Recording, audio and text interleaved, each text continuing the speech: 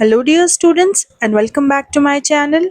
In this video I'm going to explain business laws most important answers for unit number 1 BCom second semester. Let us see the most important LAQs. Each one carries 12 marks. Question number 1, can the police officer ask for the money promised by Mr. Rich? In this situation, Mr. Rich promised to give rupees 10,000 to a police officer if he finds the missing jewelry. The officer did his duty and found the jewelry, but Mr. Rich did not give the money. Now the question is, can the officer go to the court and ask for that money? So students, B law में आपको सोच समझकर अपनी own से answers को लिखना होता है. तो इस क्वेश्चन में मिस्टर रिच जो है वो वादा करते हैं कि वो 10,000 रुपये देंगे पुलिस ऑफिसर को अगर वो ढूंढ ले उनकी ज्वेलरी जो कि गुम चुकी है. तो पुलिस ऑफिसर ने वो लॉस्ट ज्वेलरी को ढूंढ लिया, लेकिन मिस्टर रिच ने पैसे नहीं दिए उस पुलिस ऑफिसर को. तो अब सवाल ये उठता है कि क्या पुलिस ऑफिसर कोर्ट को जाकर पैसे मांग सकता है? तो आंसर है नहीं, वो कोर्ट को नहीं जा सकता, क्योंकि इन दोनों के बीच में कोई भी वैलिड कॉन्ट्रैक्ट नहीं हुआ था. एक कॉन्ट्रैक्ट के लिए ज़रूरी है कि दोनों लोग आपस में कोई चीज़ एक्सचेंज करे, रिटर्न करे, इसे कहते हैं कंसिडरेशन.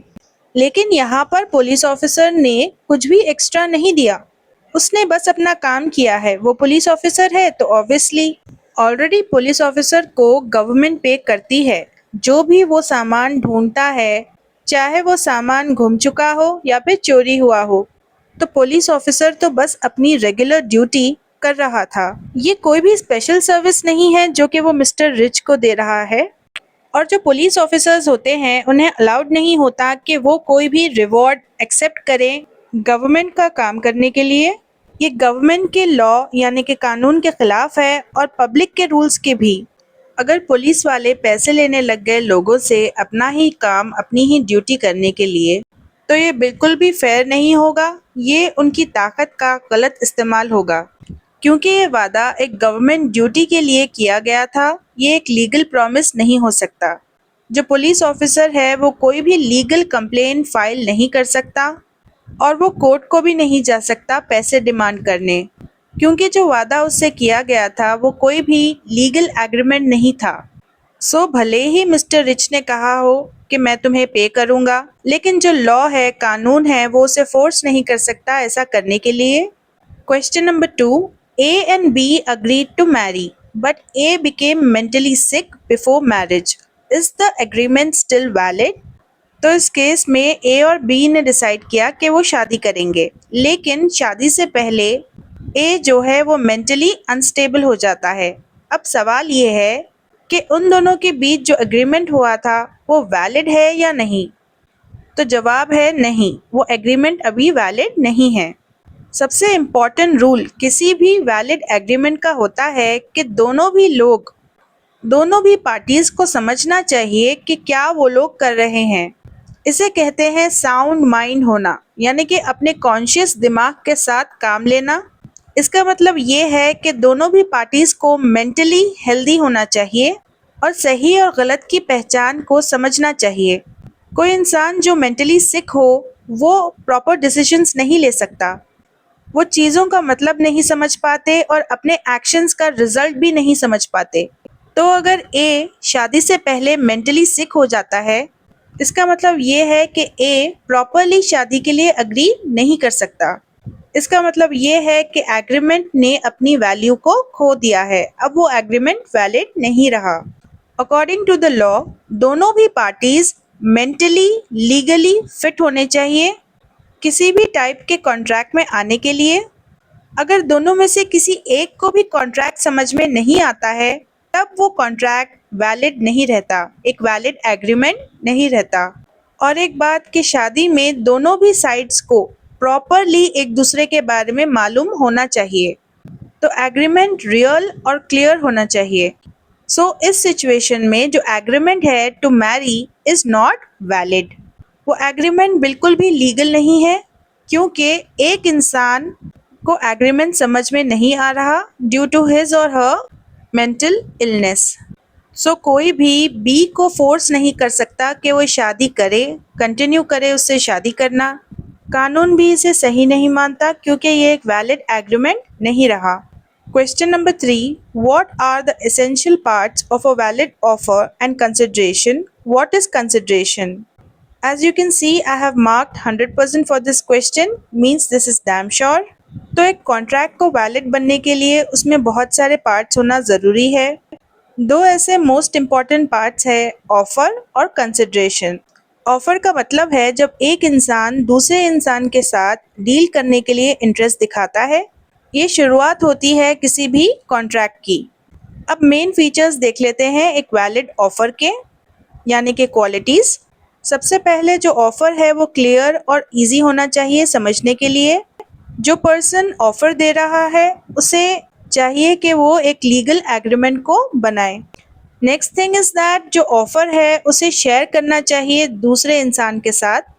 ये ऑफ़र एक इंसान को या फिर बहुत सारे लोगों को दिया जा सकता है। ये एक सिंपल इनविटेशन या फिर एडवर्टाइजमेंट नहीं होता, ये एक रियल ऑफ़र होना चाहिए।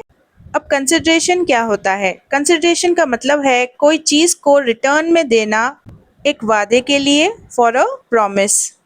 तो कंसिडरेशन पैसा, गुड्स या फिर कोई और वादा हो सकता है कुछ और करने के लिए, या फिर एक वादा कुछ नहीं करने के लिए भी हो सकता है। दोनों भी पार्टीज को कुछ ना कुछ देना होता है। इसे गिव एंड टेक रूल कहते हैं किसी भी कॉन्ट्रैक्ट में। अब इस वैलिड कंसिडरेशन की मेन क्वालिटीज़ को देख लेते हैं, मेन फीचर्स। इसमें कोई ऐसी चीज़ होनी चाहिए जो कि बहुत ज़्यादा कीमती हो in front of the court and law. Consideration या तो कोई चीज़ हो सकती है जो कि पास्ट में दी गई हो, या फिर अभी, या फिर आने वाले कल में दी जाए। ये कंसिडरेशन उस इंसान की तरफ से आना चाहिए जो कि एक कॉन्ट्रैक्ट में आना चाहता है, who wants to enforce the contract. ये ज़रूरी नहीं है कि बोथ पार्टीज़ इक्वल चीज़ें दें, लेकिन जो कुछ भी दे उसकी वैल्यू होनी चाहिए, वो रियल होना चाहिए। फॉर एग्ज़ाम्पल, अगर ए बेचना चाहता है अपना मोबाइल फ़ोन बी को 5000 रुपीज़ के लिए, तो जो फ़ोन है वो ए का कंसिडरेशन है, यानी कि ए जो देना चाहता है, और जो पैसे बी देगा फ़ोन के बदले वो बी का कंसिडरेशन होगा। बिना इन चीज़ों को एक्सचेंज किए कॉन्ट्रैक्ट कंप्लीट नहीं हो सकता। Question number 4, explain the types of contracts. Contract यानी कि एक लीगल एग्रीमेंट होता है जिसको कानून सपोर्ट करता है और एक्सेप्ट भी करता है क्योंकि वो लीगल डॉक्यूमेंट्स पे होता है। अलग अलग सिचुएशन यानी कि हालात के हिसाब से अलग अलग टाइप्स के कॉन्ट्रैक्ट्स होते हैं। ये कॉन्ट्रैक्ट्स मदद करते हैं ये समझने में कि किस तरह ये कॉन्ट्रैक्ट्स रियल लाइफ में काम करते हैं। पहला टाइप है कॉन्ट्रैक्ट्स बेस्ड ऑन वैलिडिटी। एक वैलिड कॉन्ट्रैक्ट वही होता है जिसमें सारे लीगल रूल्स होते हैं और इस कॉन्ट्रैक्ट को कोर्ट में इस्तेमाल किया जा सकता है। Second is void contract. ये ऐसा कॉन्ट्रैक्ट होता है जिसकी कोई भी लीगल वैल्यू नहीं होती और इसे कोर्ट भी नहीं मानता। वॉइड का मतलब ही होता है नॉट वैलिड। फॉर एग्जाम्पल, दो लोग मिलकर डिसाइड करते हैं कि वो स्मगलिंग करेंगे, तो ऐसा कॉन्ट्रैक्ट कोर्ट नहीं मानता है, ऑब्वियसली क्योंकि वो गलत काम है। Third is voidable contract. एक ऐसा कॉन्ट्रैक्ट होता है जो कि वैलिड होता है लेकिन जिसे एक पार्टी यानी कि दोनों में से कोई एक कैंसिल कर सकता है। यानी कि अगर एक पार्टी को लगे कि दूसरी पार्टी चीटिंग कर रही है और may be they are forcing और pressurising, then this contract can be voidable, यानी कि इसको कैंसिल किया जा सकता है। Fourth is illegal contract. कानून के खिलाफ जाकर अगर कोई कॉन्ट्रैक्ट बनाया जाए, जैसे कि बाज़ लोग ड्रग्स बेचते हैं, तो ये इलीगल काम है। So according to law it is illegal contract. Fifth one is unenforceable contract. ये कॉन्ट्रैक्ट लीगल होता है लेकिन इसे कोर्ट में इस्तेमाल नहीं किया जा सकता क्योंकि इसमें कुछ मिस्टेक है, जैसे कि फॉर एग्जांपल सिग्नेचर मिसिंग है। Next type is based on formation, यानी कि किस तरह ये कॉन्ट्रैक्ट्स बनते हैं। First is express contract. इस कॉन्ट्रैक्ट में जो भी टर्म्स एंड कंडीशंस होती हैं उसे बोला भी जाता है और क्लियरली लिखा भी जाता है। Second is implied contract. ये ऐसा कॉन्ट्रैक्ट होता है जो कि फॉर्म किया जाता है एक्शंस के ज़रिए, वर्ड्स के ज़रिए नहीं होता है। फॉर एग्जाम्पल, जब आप किसी भी रेस्टोरेंट में पैसे पे करते हो। Third is quasi contract. ये एक रियल कॉन्ट्रैक्ट नहीं होता है, लेकिन फिर भी लॉ इसे एक लीगल कॉन्ट्रैक्ट ही मानता है ताकि इसका गलत इस्तेमाल ना किया जा सके, to prevent unfair gain. Third type is based on performance. First one is executed contract. इस कॉन्ट्रैक्ट में हर चीज़ को कंप्लीट किया जाता है। Second is executory contract. कुछ पार्ट्स होते हैं इस कॉन्ट्रैक्ट के जो कि अभी तक पेंडिंग है। Third is unilateral contract. इस कॉन्ट्रैक्ट में बस एक ही इंसान वादा करता है। Fourth is bilateral contract. इसमें दोनों भी लोग वादा करते हैं एक दूसरे से। तो ये सारे कॉन्ट्रैक्ट्स मदद करते हैं समझने में कि कौन सा वो कॉन्ट्रैक्ट है, what is the kind of contract we are dealing with in any situation, किसी भी हालात में। Question number 5, mister A promised to give a diamond ring to his wife on her birthday. He failed to do it. Can she file a legal complaint? तो जवाब है नहीं।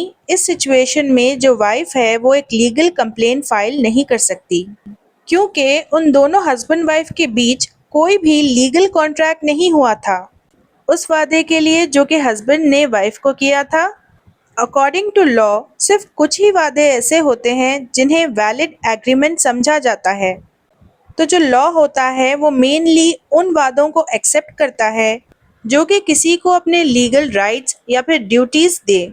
तो mister A ने जो वादा किया है कि वो डायमंड की रिंग देंगे, वो एक सोशल या फिर डोमेस्टिक एग्रीमेंट है, यानी कि उनकी फैमिली रिलेटेड प्रॉमिस है वो। इस टाइप के प्रॉमिसेस सिर्फ आउट ऑफ लव, केयर या फिर अफेक्शन किए जाते हैं। इस तरह के प्रॉमिसेस को आप कोर्ट में नहीं लेके जा सकते, क्योंकि कोर्ट ऐसे वादों को कॉन्ट्रैक्ट ही नहीं समझता है until and unless it is clearly stated, means there has to be a legal document। और किसी भी लीगल कॉन्ट्रैक्ट को कंसिडरेशन की ज़रूरत होती है, यानी कि exchanging. Both the parties should give something in return. और इस केस में तो वाइफ ने कुछ भी रिटर्न में नहीं दिया है उस वादे के, यानी कि कोई भी चीज़ एक्सचेंज नहीं हुई है। दूसरी बात ये कि इस एग्रीमेंट में कोई भी इंटेंशन नहीं था लीगल रिलेशनशिप बनाने का, यानी कि जो बातचीत उन लोगों के बीच हुई है उसे उन लोगों ने लीगल नहीं किया पेपर्स पे। अगर वो लोग पेपर पर लीगल डॉक्यूमेंट साइन कर लेते तो कानून उसे मानता, वो लीगली बाइंडिंग बन जाता। तो मोस्टली लोग जो पर्सनल और फैमिली में प्रॉमिसेस करते हैं, वादे करते हैं, तो वादा करते वक्त उन लोगों का ऐसा कोई भी इंटेंशन नहीं होता है कि वो इसे लीगल करेंगे। बस भरोसा होता है और इमोशंस होते हैं जिनके बेसिस पर ये वादे किए जाते हैं। फॉर एग्जाम्पल, एक फादर प्रॉमिस करता है अपने बेटे को कि अगर तुम एग्ज़ाम में पास हो जाओ तो मैं तुम्हें एक बाईसाइकिल दिलाऊंगा। फिर बच्चे के पास होने के बाद फादर जो है उसे नहीं दिला पाते, so it is not a valid contract. So इसी तरह आप भी अपने ओन एग्जाम्पल्स दे सकते हो स्टूडेंट्स। अब क्योंकि जो हस्बैंड वाइफ के बीच का प्रॉमिस है ये पर्सनल था और इसमें कोई भी लीगल एक्सचेंज या फिर लीगल वजह नहीं थी, इसलिए कोर्ट इसे सपोर्ट नहीं करेगा। और वाइफ अपने हस्बैंड के खिलाफ लीगल केस नहीं कर सकती और कोर्ट को भी इस मैटर को नहीं लेके जा सकती, क्योंकि अकॉर्डिंग टू लॉ ये एक वैलिड कॉन्ट्रैक्ट नहीं है। Students, in my next video, I'll upload questions 6 to 11.